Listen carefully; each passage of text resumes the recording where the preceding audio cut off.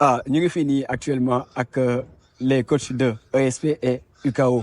À ma gauche ñu ngi am le coach Goumbala bi nga xam ne moom mooy représentant wu ESP. Alors coach ñu ngi lay nuyu di la dalal jàmm ci plateau bi. ñu ngi lay fay Makhoudia j'espère que yaa ngi jàmm yow tamit. maa ngi si jàmm bu baax. di am contentement de le recevoir ci plateau bi. Merci beaucoup, le plaisir est partagé. Merci. Alors à ma droite ñu ngi am le gardien de UKO et en même temps le représentant du coach. Alors Ahmadou Bamba ñu ngi lay nuyu. ñu ngi delloo nuyoo bu baax ma ko. ñu ngi lay dalal ci plateau bi. jërëjëf am na solo. Bon ñu commencé waxtaan bi ak le coach Goumbala ñu war a wax ci final bi nga xam ni moom la ñu dëgmal ci samedi le 19 avril mu war a dox ci diggante ESP de Dakar ak UKO Saint-Michel.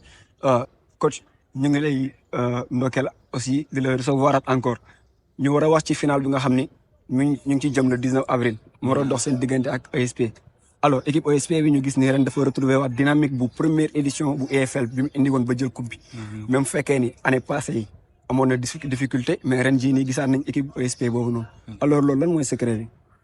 Non, je pense qu'il n'y a pas de secret, hein. Ça a toujours été la même équipe depuis le début. Sauf que c'est vrai qu'il y a de nouveaux joueurs qui ont intégré notre équipe. Mais par rapport à notre méforme de l'année dernière, c'est juste plus du côté scolaire. Parce que bien vrai que c'est bien le sport et tout, mais on privilégie aussi l'aspect éducatif de nos joueurs. Effectivement. Et on avait beaucoup de joueurs qui étaient en phase transition pour aller en cycle ingénieur. Donc c'était un peu difficile pour eux de venir au match. Aussi, on n'était pas très régulier. On était engagé dans beaucoup de compétitions. Avec le succès de la première édition, on s'est fait un nom. Donc il y a beaucoup de commissions qui nous ont invités. Et on a voulu jouer tous les matchs. Et bon, ça ne nous a pas réussi. Mais alhamdoulilah, comme tu l'as dit, cette année, on s'est beaucoup plus organisé et limité nos matchs pour pouvoir performer dans cette compétition phare.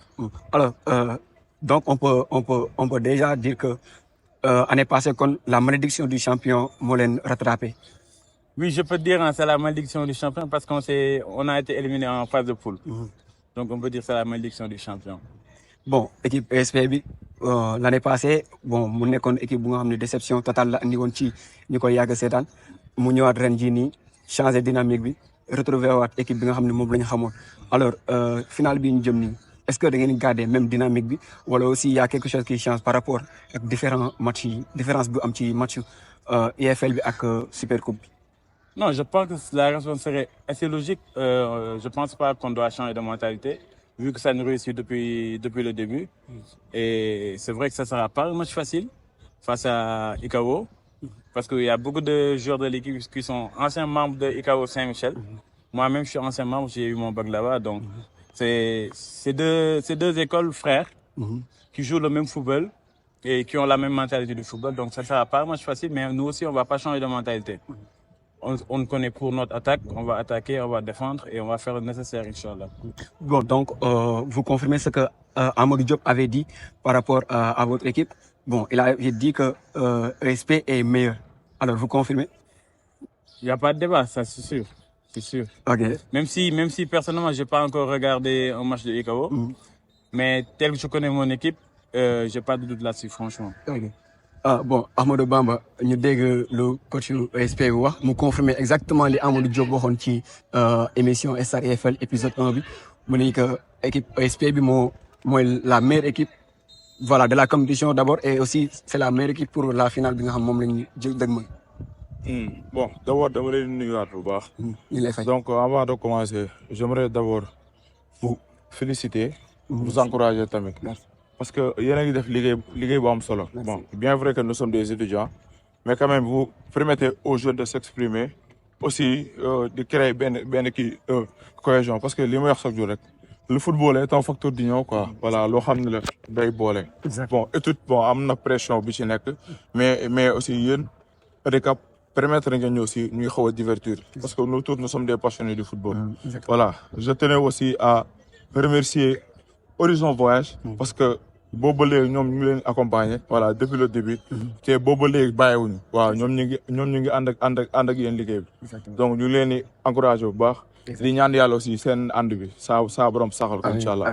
Bon ci li Mbagumba wax moom aussi man maa ngi koy nuyu de passage bon c'est un frère on se connaît depuis longtemps voilà tey ñu dajale ñu fii donc sant yàlla la. Bon comme ni nga ko waxee rek c'est le football c'est un sport voilà bon respecté nañ leen nag bu baax voilà xam nañu final bi du yomb et on sera face à une très belle équipe de l'ESP mais bon ICAO ku gis seen parcours xam ni du équipe bu ndaw donc bon ñun dañuy respecter football voilà même li ñuy wax rek xale bu ndaw sax même boo ko bëggee néewal doole sax dafa am noo koy defee voilà match la bon ñoom favori bi ñun d'accord nañ jox leen ko mais xam naa ni du nekk match bi yomb te ñun match bi préparé nañ ko sur tous les plans voilà ñu ngi koy préparé avec assurance avec abnégation avec détermination avec un engagement de 1000%. Voilà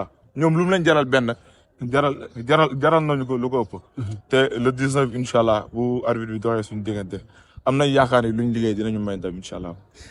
Bon ñu rappeler juste que ni UCAO Saint-Michel moo nekk précédent vainqueur bu EFL alors mu def benn parcours bu extraordinaire année passée ñu gis mu ñëw en tant que novice mu ñëw bett ñëpp à la surprise générale mu ñëw jël coupe bi en battant les meilleures équipes alors équipe UCAO ren bii nii lan mooy jafe-jafe yi nga xam ni moom ngeen rencontré puisque on a du mal à reconnaître l'équipe en fait.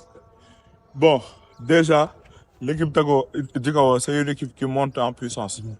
boo xoolee suñu ñaari précédent match yi seetaan ngeen ko daaw sax suñu poule moom moo gënoon métti parce que dañu doon jouer avec des adversaires yoo xam ne bon coriaces quoi. yoo xam dañu daan jouer ay match yu métti mais finalement dañuy gagné mais ren boo xoolee poule bi ñu nekk équipe bu mu jël moom moo lay dominer. Exactement yéen a ngi fi woon. pendant 60 minutes équipe B pour moom tir cadré sax problème la mais mën naa ne manque d'efficacité aussi dëgg la beneen bi mooy. équipe bi fi nekkoon daaw moom moo fi nekkaat ren ba léegi mais cette année ci bon dañ bëggoon def boole ci ñëpp parce que déjà ICAO c'est une très grande école et que ampleur bi finale bi jël daaw ak les nouveaux inscrits ñu bëri bëggoon nañu rejoindre équipe bi donc ñu ne duñ ko def suñu yëfu bopp comme que yëfu école la donc dañ ci yaatal ba ñëpp bokk ci looloo waral ñu def ay tests yoo xamante ni pour permettre à tout un chacun boo xam ne bëgg na participer si équipe bi nga ñëw bon déjà la première fois bu ñu tijjee groupe bi on avait je sais pas plus de 90 jours. bon ñuy wàññi ba am benn 25. bon ñun peut-être comme ni ko Momar waxee la fois passée bon ñun porte de sortie bi la lañ gën a jege quoi. te y a les nouveaux inscrits. donc ñoom aussi dañ leen permettre may leen chance aussi ñoom ñu bokk ci équipe bi boo xoolee équipe bi dañ ko diviser en deux une partie boo xam ne jeunesse boo xam ne ñoom ñu ngi soog a ñëw ak ñoo xam ne ñoom ñoo fi nekkoon daaw mélanger leen préparer leen ñoom à ce que buñ demee ba ci kanam ñoom ñu mën a téye relève bi mais comme ni ñu koy waxee rek ñun suñuy début daanaka nii lay mel mais au fur et à mesure ñuy dem dañuy monter en kii puissance te yéen di ngeen ci teg seen bët incha allah. bon est-ce que kon mën nañu jàpp que ni problème de transition bi moo jàllul carrément comme ni ngeen ko bëggee wala c'est la malédiction du champion bi nga xam ne moo daloon ESP daaw moo leen rattrapé. non du ma ko woowee noonu du ma ko woowee la malédiction du champion parce que góob ni loolu noonu dinañu dal comme ni ma ko waxee sànq rek ICAO dafa nekk équipe boo xam day monter en puissance ñun boo xoolee suñu début match poule yi daaw day xaw a métti mais au fur et à mesure ñuy dem si kii tournoi bi match yi day gën a yomb te ñun daanaka match yi ñu gën a mënee moom mooy match gën jël waaw mooy comme ni ko gars yi defee rek teg fa jeexal waaw buñ fa waree teg jeexal moom képp ku ci teg sa loxo dañ koy dagg voilà noonu la demee. bon alors kon mën nañ xaar benn final bi nga xam ne final bu extraordinaire la bu grandiose ci côté ESP comme ci côté UCAO alors côté ESP lan lañ mën a xaar ci mobilisation puisque première édition bi gisoon na benn mobilisation bu extraordinaire les supporters ont répondu présent les joueurs aussi ont répondu présent sur le terrain alors est-ce qu'on peut s'attendre au même scénario que la première édition de IFL? Non, par rapport à ça c'est sûr parce que comme il a dit c'est un très grand match qui vient et que nous aussi dans notre école beaucoup s'attendent à ce qu'on gagne le match. Donc il y a une communication qu'on fait aussi par rapport au match qui va inciter les joueurs et les supporters à venir massivement comme la première édition. Comme on dit, dàq le jàng dàq le fort. Inch'Allah. Bon, même question que vous, Khadim. Est-ce qu'on peut s'attendre à une mobilisation même chose lay doon que finale précédente bi ngeen gagné? Ah bon loolu moom kenn waxatu ko. Non déjà ça sera une belle fête quoi parce que dina nekk ñaari belle équipe yoo xam ne ñoom ñoo war a jàkkaarloo. Bon man personnellement j'ai jamais eu la chance de les suivre mais Askip ils ont une très bonne équipe bon seetaan naa si tuuti te ñaari équipe yu daje bon spectacle dina fa am bon pour que mobilisation i ko ku ko xam ni dañoo mën seen nit voilà bon daaw gis ngeen final bi ni mu demee voilà supporters yi ñëw nañ en masse dooleel ñu neexal tournoi bi boo xoolee EDCAP buñ ko gënee xam aussi bon du mën a ñun la mais ñun am na benn rôle bu buñ ci participer parce que ñëw nañ ko dooleel ko voilà gars yi daal pare nañ voilà ñëpp pare nañ te dinañ ñëw en masse seetaan ci match bi parce que match bi ni moom mooy le match de la décennie ku ko tardé nga lépp voilà match bu neex la voilà match bu neex la nar a noonu ramener tous ñu dóor lañ kanamu ñëpp. Badou. waaw baax na loolu moom yeggaguñ ca incha allah. indi leen ñëpp rek ñu dóor lañ kanamu ñëpp. waaw baax na loolu moom yeggaguñ ca. incha allah. En tout cas les hostilités sont lancées et vraiment dinañ gis benn final bu nga xam ne mosuñu ko gis ci compétition universitaire.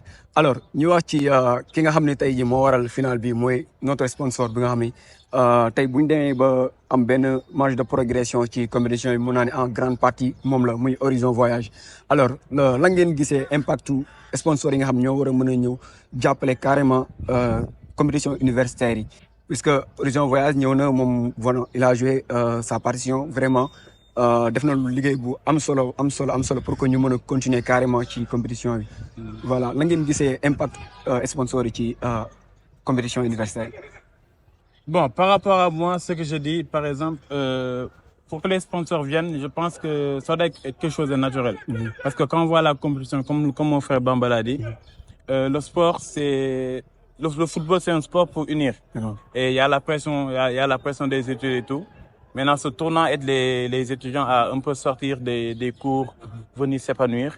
Et je pense que juste cet aspect-là doit inciter les investisseurs ou bien les sponsors à venir vous aider parce que vous faites un travail vraiment colossal et on sait que vous êtes une équipe très réduite et que vous essayez de piloter tout et ça marche depuis le début. Mais personnellement, je pense que les sponsors doivent venir et Inch'Allah, si vous connaissez sur cette dynamique, ils viendront naturellement. C'est quelque chose de très, très, très important que vous faites en ce moment. Bon, Amadou Bamba, Horizon Voyage nekk sponsor bi nga xam ni moom dafa jug pour jàppale carrément compétition universitaire bi puisque moom aussi day participer au développement vraiment de la jeunesse je peux dire puisque ku ñëw di jàppale ay étudiants pour que comme seen compétition mën a continuer vraiment am nga benn impact bu positif ci ñoom alors lan nga gisee loolu noonu sponsor boobu. bon boo xoolee sax si samay début kaddu moom laa tàmbalee. exactement moom la sant di leen gërëm. exactement parce que dafa am solo yéen liggéey bi ngeen nekk di def bon dafa am solo comme ni ko Maguma waxee bon nombre bu réduit ngeen mais teewul yéen a ngi ci jàpp yombul nag. voilà yombul te li ma doon Ousmane rek bon li ngeen di def ni c'est un geste à saluer quoi parce que ngeen permettre jeunes yi ñoom ñuy wane li nekk si ñoom di s'épanouir donc loolu amul fay bi te yéen gañe woo leen ci dara voilà gañe woo leen ci dara donc di woowaat yeneen sponsors yi rek ñu ñëw jàpp si davantage parce que lii nii luy boole la quoi luy boole la man déjà daaw permettre na ma xam ci ñu bëri ñoo xamante ni tey jii am nañ ay relation yi nga xamante ni am na solo. exactement peut-être sax am na ñoo xam ne sekk nañ loo xam ni mosuma ko woon xalaat sama àdduna. am na si ñoo xam ne aussi buñ ñu amoon bés bu am solo tey jii nii dinaa sol sama xaftaan teewal leen. te loolu yëpp c'est grâce à vous donc sponsor yi buñ leen gën a dooleel liggéey bi day gën a yaatu. donc ñu ngi ciy woo ñëpp di leen wax ni lii nii lu baax la donc sponsor yi. ñu ngi leen di waat encore une fois pour ngeen ñëw jàppale ADCAP donc jàppale leen moom mooy jàppale seen bopp. bon EFL nga xam ni dafa nekk benn compétition buy dajale les meilleures équipes wala les meilleures écoles du pays puisque nekkatul affaire de Dakar kese puisque ñu ngi génn ci région yi. avec deux équipes de Thiès qui nous viennent de Thiès il y a EPT l'école polytechnique de Thiès et aussi il y a ENSA Thiès alors ñu gis ni léegi mu ngi am benn impact di progresser carrément ci sous région bi et tout ça quoi. alors EFL yéen na ngeen gisee carrément impact bu nga xam ni bu mu am ci yéen en fait personnellement. bon am na solo bon liggéey justifié mooy man déjà j'avais raccroché les crampons. parce que bon dama ne nawetaan jouetuma ko parce que bon joué naa ko joué am naa expérience bon xam naa li ci baax ak li ci bon donc décidé woon naa toog mais yéen a ma dugalaat ci kii nii compétition te ku wax sport wax ni bon docteur yu bëri dañ naan la booy pratiquer sport dina la permettre à l'avenir nga mën a am une bonne santé. donc yéen a ngi jouer rôle bi am solo li ngeen di def déjà jàmm yàlla la. voilà c'est un acte très social. te aussi comme ni ma ko waxee sànq rek yéen a ngi créer cohésion parce que ëllëg dinañ daje dans le milieu professionnel parce que nous tous nous sommes des étudiants. ëllëg mën nañ demalante di ñëwalante. parce que nous tous nous aspirons à être des professionnels. Exactement. donc ëllëg dinañ daje dans le milieu professionnel. et que ku nekk dina mën a am lu mu dimbalee sa morom. tey jii ne maguma bu buñ dayee si mbedd bi. xam naa ko dinaa jaar si turam. yow aussi Maxu Ousmane Mamadou Ba et tout. en tout cas c'est un facteur d'union. moo tax lii képp ku ko gis da nga cee war a ñëw teg loxo ndax mbiru yàlla la. effectivement am na solo lool. effectivement alors coach loo ci sànni si loolu. Bon, parce que je pense qu'il a dit, le plus important que vous faites, c'est le networking que vous créez entre étudiants. On est issus de différentes écoles avec des formations différentes, mais le tournoi nous permet de nous retrouver, d'avoir de certaines relations, comme il a dit. Nous ñëpp jàmm lañ c'est quand des fois gars yi ñu football mën a am tension mais da ngay seetlu match bi su jeexee jeex na. effectivement yeneen équipe dañuy nekk ci réseau yi di tooñante, créer la bonne ambiance. Je pense que loolu lekk suñ ko waxee rek je pense que facteur de réussite la pour yéen. Essayer de rassembler les étudiants surtout que li ngeen def nii permettre aux étudiants de s'exprimer pour montrer une autre facette. effectivement pour man franchement si vous limitez qu'à cet impact là vous avez réussi. Le networking que vous créez parce que il a dit on est appelé à travailler ensemble après dans les différentes entreprises et que dès le début on a cette bonne relation. Je pense que après dans la vie professionnelle, ça sera beaucoup plus facile pour s'insérer. Effectivement. Alors, ESP, UKO, deux grandes écoles, deux grandes équipes, des géants. Nous allons passer finale le 19 avril. Alors, nous avons deux écoles, deux grandes équipes. Forcément, nous avons leurs joueurs, nous avons équipe. Alors, côté ESP, on a la star. Je peux dire l'avenir du football sénégalais en quelque sorte, puisqu'il a un avenir très prometteur. Il est déjà très célèbre partout dans les écoles, comme Amadou Diop, qui a été le meilleur joueur de la première édition du EFL. Alors, quel impact le mën a am ci final bi di ñëw?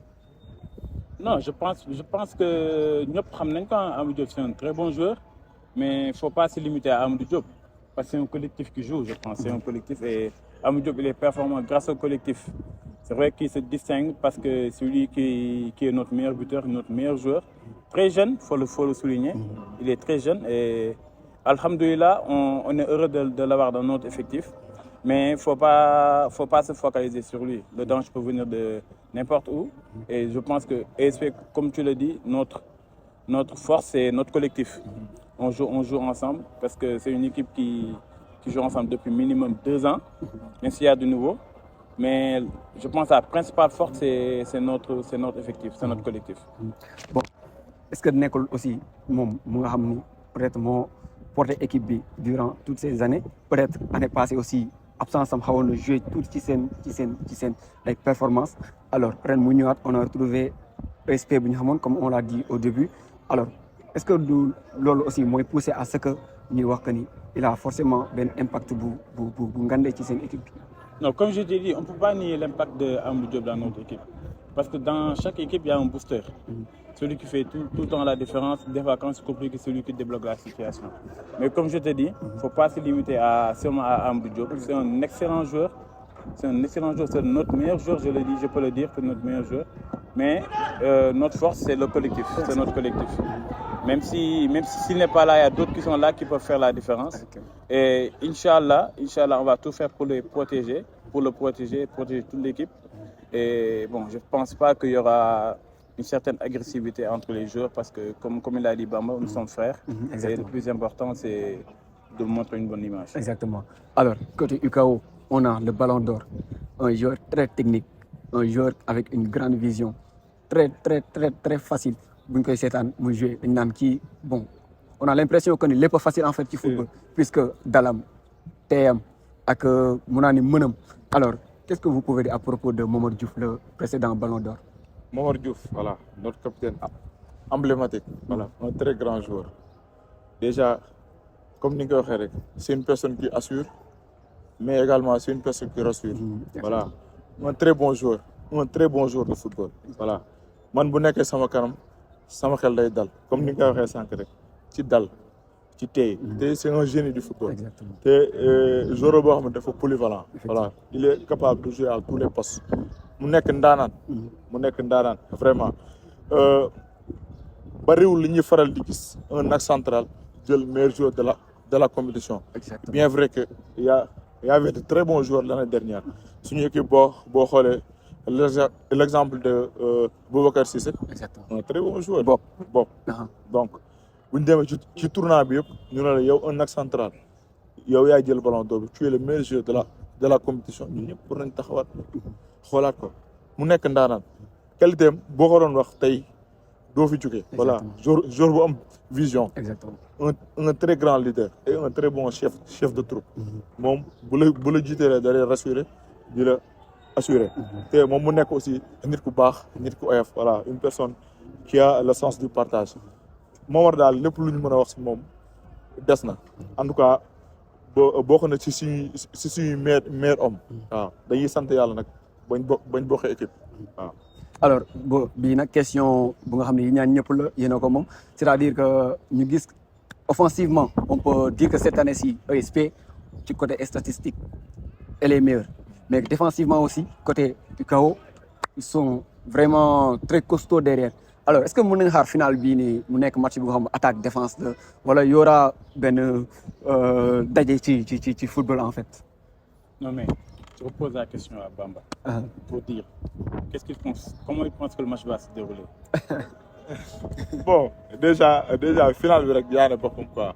Parce que jàpp naa ne bon ñaari équipe yi bon bokk na ci équipe yi gën a baax ci kii compétition bi. Effectivement. te ci aspect bu nekk ci terrain bi bon y a de très bons joueurs. Effectivement. Il a souligné tout à l'heure le jeune Amadou Diop. Moi personnellement je ne le connais pas. mais man maa ngi koy dégg est-ce que c'est un très bon joueur. Très bon joueur. donc di jàkkaarloog ay joueurs yu baax ECHO aussi ay ndaanaan na fa nekk. Exactement. donc ay ndaanaan bu buñ dayee ci biir terrain bi day neex. comme li boo ñaaw mbër bi dëkk Pikine di wax rek. balaa moo neex ñaari mbër yoo xam ne dañoo mën a wure daje. waaw te su boobaa wure daal dina am. Exactement. Exactement. Non mais bon, moi si je peux répondre à la question, c'est juste pour dire que quand tu parles de statistiques, nous c'est d'un point de vue défense, parce qu'on a été clinique, durant tout le tournoi, on a encaissé qu'un seul but. Exactement. Et c'était lors du dernier match, on a fait que des clean sheets et on a eu une très bonne attaque. L'idée par Amadou Diop, qui est le meilleur buteur du tournoi. Exactement. Et moi, comme je dis, j'étais à Saint-Michel, je connais très bien la réputation de UCAO parce que quand j'étais là-bas au lycée, j'allais regarder les matchs de UCAO. Donc, historiquement, c'est une très grande équipe. Exactement. Donc, on peut s'attendre à un match très équilibré. Hein. On va pas favoriser la défense ni l'attaque, mais je veux dire que ça sera un match très équilibré. Ils ont leurs atouts, on a les nôtres. Inch'Allah, chacun va venir présenter ses atouts et ce sera un match très plaisant à regarder. J'invite tout le monde à venir regarder, Inch'Allah. Que vous soyez de l'UCAO, bien de l'ESP. J'invite tout le monde à venir regarder le match. Bon, c'est deux écoles qui se connaissent par cœur. Deux écoles yi nga xam ne ku ci nekk fréquenté nga sa morom wala ku ci nekk am nga ay éléments yi nga xam ne jàngee nañ ci l'autre école wala soit xam nga ñi fa jàngee et aussi ku ci nekk seetaan nga sa moromu football. Alors ñi ngi xaar benn final bu nga xam ni final bu ñu mës a gis la final bu nga xam ni c'est la première fois école yi nga xam ni ñëpp ñoo bokk yëpp ci compétition bi ñu koy jouer. Bon gis nañ final yi jot a jàll c'était des finales vraiment yi nga xam des nañ ci mémoire yi mais final bi di ñëw on peut dire que moo nekk la plus grande finale bu nga xam ni compétition interuniversitaire mos na ko football. Alors ñu bàyyi leen ngeen joxe seen dernier mot de la fin. ñu commencer par coach wala. Bon, pour juste on remercie tout le monde, on remercie Horizon Voyage. Merci beaucoup. qui fait un travail exceptionnel pour accompagner les étudiants. Et on appelle les autres entreprises à s'inspirer d'eux pour venir aussi aider les étudiants. Et bon, on va juste dire que rendez-vous le 19. Comme je l'avais dit, on invite tout le monde à venir, que vous soyez étudiant ou pas étudiant. Même les recruteurs, s'ils peuvent venir aussi, alhamdoulilah. Parce que maintenant le sport est un peu élargi, on peut allier sport et études. Donc rendez-vous le 19, ça sera un match très plaisant. Et bonne chance à tout le monde. merci Ahmadou. bon d'abord dañ leen di remercier bu baax ci accueil bi ak merci beaucoup invitation bi. merci beaucoup. am na solo bu baax a baax comme ni ko Macoumba waxee rek. ça sera une belle fête incha allah te képp ku ñëw déplacé wu ñëw seetaan ko doo ko rëcc. parce que y aura en face deux belles équipes. voilà je ne saurais terminer aussi sans pour autant remercier suñu sponsor leader mooy Horizon Voyage. waaw ñoom ñu ngi def liggéey bu am solo. bon aspect bi ma bëgg a terminer aussi mooy je lance un appel solennel à toutes les deux équipes et leurs supporters de venir en masse et ñu xam ne aussi kaf fo réel la. dëgg la y aura du sérieux mais bu jeexee rek jeex na. ñu xam ni le sport est un facteur d'union.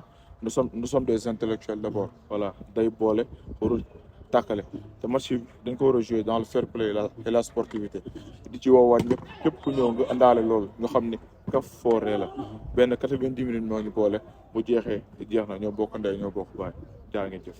bon dégg nañ li nga xam ni moom la représentant deux écoles yi wax alors juste di lancer un appel aux supporters des deux équipes di leen wax que ni comme ni ko les deux représentants de vos écoles waxee foo la kaf la ree la dañuy ñëw dañuy def sport dañuy am ay rencontres yu bees dañuy def lu nga xam ni dina des ci mémoire yi mais tout dans la bonne humeur et le fair play.